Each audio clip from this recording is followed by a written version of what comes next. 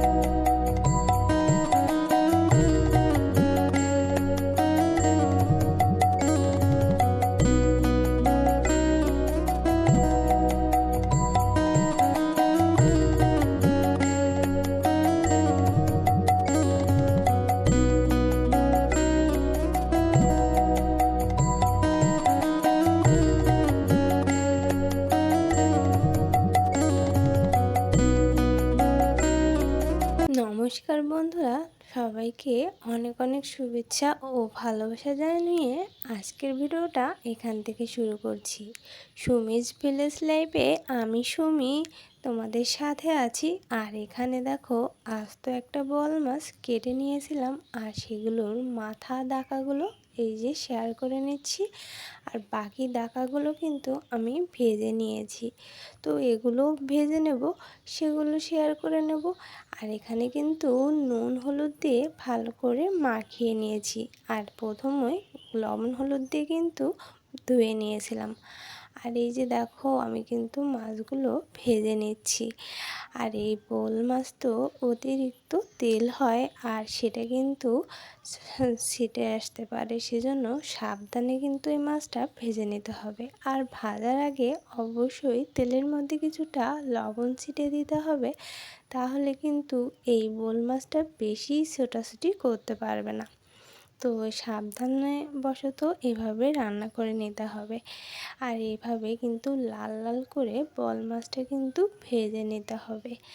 ভালো করে ধুয়ে ভালো করে নুন হলুদ মাখিয়ে ভেজে নিয়ে রান্না করলে তাহলে মাছ কিন্তু খেতে ভালো লাগে। এইদিকে দেখো, আমার কিন্তু সবগুলো মাছ ভাজা হয়ে গিয়েছে। আর আমি কিন্তু এরকম সবগুলো মাছ লাল লাল করে ভেজে নিয়েছি। আর এভাবেই কিন্তু সবগুলো মাছ ভেজে নিতে হবে। মাথাগুলো ভেজে নিয়েছি, মাথাটা কিন্তু আমি আলাদা রেখে দিয়েছি। আর বাকি সব মাছগুলো কিন্তু ভেজে নিয়েছি। লেজাটা আর মাথাটা কিন্তু আলাদা করে রেখে দেব, কারণ ওগুলো এখন রান্না করব না, পরবর্তীতে ওগুলো রান্না করে নেব।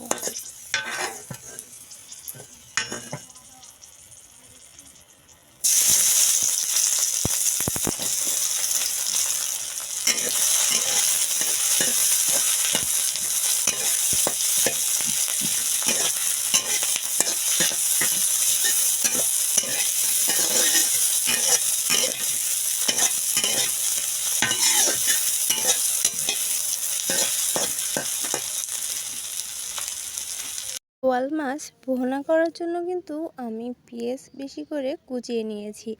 আর সেই কুচানো পেঁয়াজ কিন্তু তেলে দিয়ে ভালো করে ভেজে নিচ্ছি। আর দেখতেই পেলে তেলে কিন্তু কিছুটা জিরে আর কিছুটা শুকনো লঙ্কা ফোড়ন দিয়ে নিয়েছি। আর এবার পেঁয়াজগুলো ভালো করে লাল লাল করে ভেজে নেব। আর এবার এখানে দিয়ে দেব রসুন বাটা আর কিছুটা চেরা কাঁচা ঝাল, আর সেগুলো দিয়ে আর একটু নেড়ে নেব। এখানে রসুন আর আদা কিন্তু আমি এভাবে পেস্ট করে নিয়েছি।